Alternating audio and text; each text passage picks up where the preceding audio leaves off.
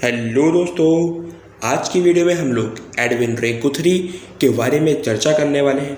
इन्होंने कौन कौन से सिद्धांत दिए, ठीक है, और इस टॉपिक से हमारे एग्जाम में किस किस तरीके के क्वेश्चन आते हैं आज हम लोग वो जानेंगे, ठीक है ना।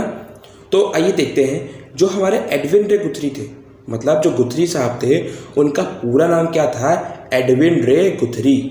क्या नाम था? एडविन रे गुथरी, ठीक है। अब इन्होंने प्रतिस्थापन का सिद्धांत दिया, समीपता का सिद्धांत दिया, ठीक है ना। इनके सिद्धांत प्रतिस्थापन का सिद्धांत थे, समीपता का सिद्धांत थे, ठीक। नेक्स्ट स्लाइड में क्या लिखा हुआ है?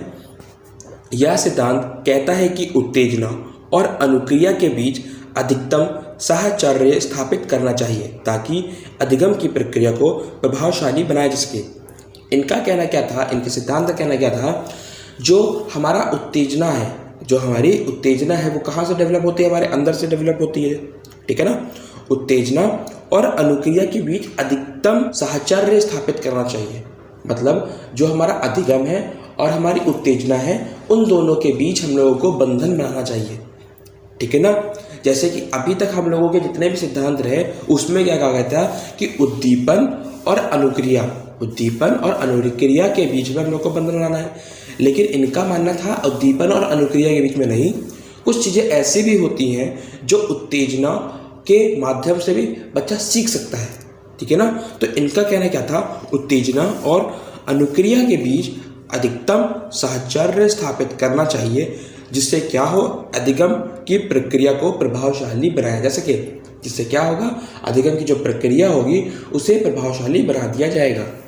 क्लियर है? फिर उसके बाद क्या लिखा हुआ है? उद्दीपक तथा अनुक्रिया के बीच अनुबंधन पुनर्बलन नहीं, समीपता के आधार पर होता है। इनका क्या कहना था? जो अधिगम है वो उद्दीपन और अनुक्रिया के बीच में अनुबंधन बने उससे नहीं होता है। जो हमारा अधिगम है, उद्दीपक और अनुक्रिया के बीच में बंधन बने उससे नहीं होता है।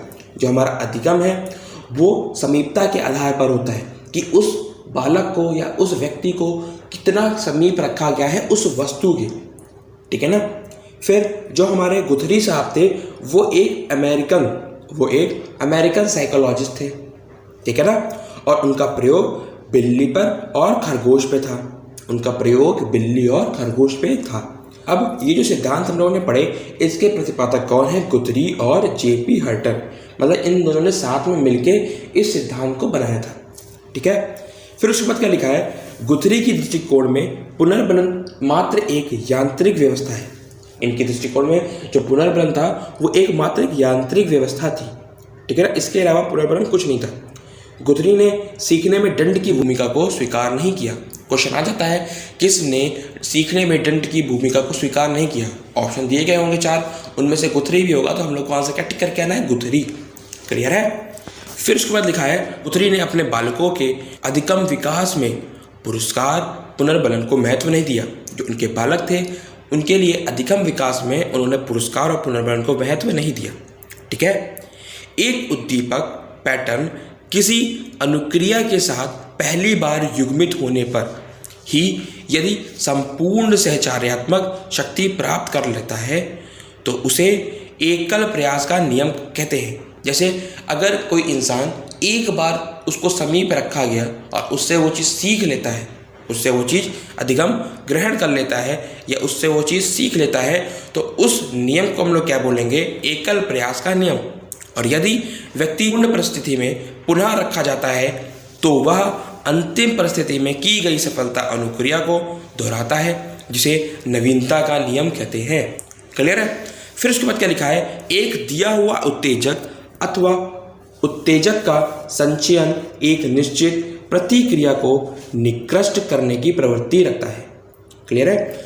गुथरी महोदय के अनुसार सीखना आवश्यक रूप से इन जन्मजात अथवा अर्जित प्रतिक्रियाओं को दूसरे अथवा प्रतिस्थापित उत्तेजकों की ओर विस्थापित करने की प्रक्रिया है, ठीक है। सीखना एक प्रक्रिया है जिससे अनुबंधन कहते हैं। जो सीखना एक प्रक्रिया है जिसे क्या कहते हैं? अनुबंधन कहते हैं, जिसमें प्रतिक्रियाओं नवीन उत्तेजकों की ओर सरक जाती हैं। जो प्रतिक्रियाएं होती हैं वो नवीन उत्तेजकों, नई उत्तेजक जो होते हैं उनके तरफ सरक जाते हैं।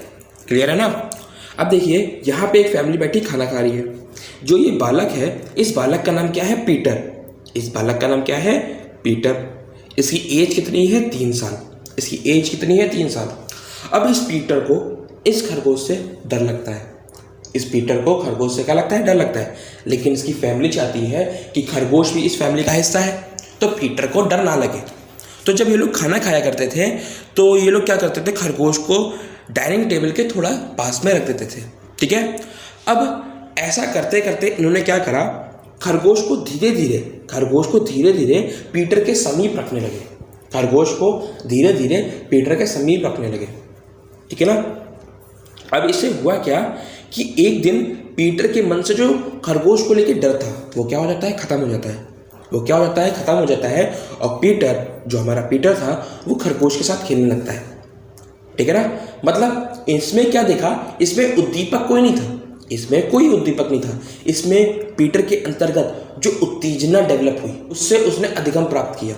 जो उत्तेजना डेवलप हुई, ठीक है, उत्तेजना डेवलप हुई, साथ ही साथ उसने क्या करी? अनुक्रिया करी। ये मानना था किसका? गुथरी साहब का था। किसका मानना था? गुथरी साहब का मानना था। अब आइए देखते हैं कुछ उपनाम कि हमारे जो ये गुथरी का सिद्धांत है उसके उपनाम क्या क्या है। एक है समीपता का सिद्धांत, यानी कि प्रिंसिपल ऑफ प्रॉक्सिमिटी। दूसरा है स्थानापन्न का सिद्धांत, यानी कि प्रिंसिपल ऑफ सब्स्टिट्यूशन। तीसरा है प्रतिस्थापन का सिद्धांत, यानी कि प्रिंसिपल ऑफ रिप्लेसमेंट, और इसके प्रतिपादक कौन है? एडविन गुथरी, ठीक है ना। और हर्टन आ जाता है तो हम लोग हर्टन भी लगा सकते हैं, क्लियर है। और इसको हम लोग इकहारा प्रयास का सिद्धांत भी कहते हैं। तो गुथरी में बस इतनी इंपॉर्टेंट बातें थी कि उन्होंने उत्तेजना और अनुक्रिया पे बल दिया था, ठीक है ना। मिलते हैं नेक्स्ट वीडियो में नेक्स्ट प्रिंसिपल के साथ, तब तक के लिए बाय।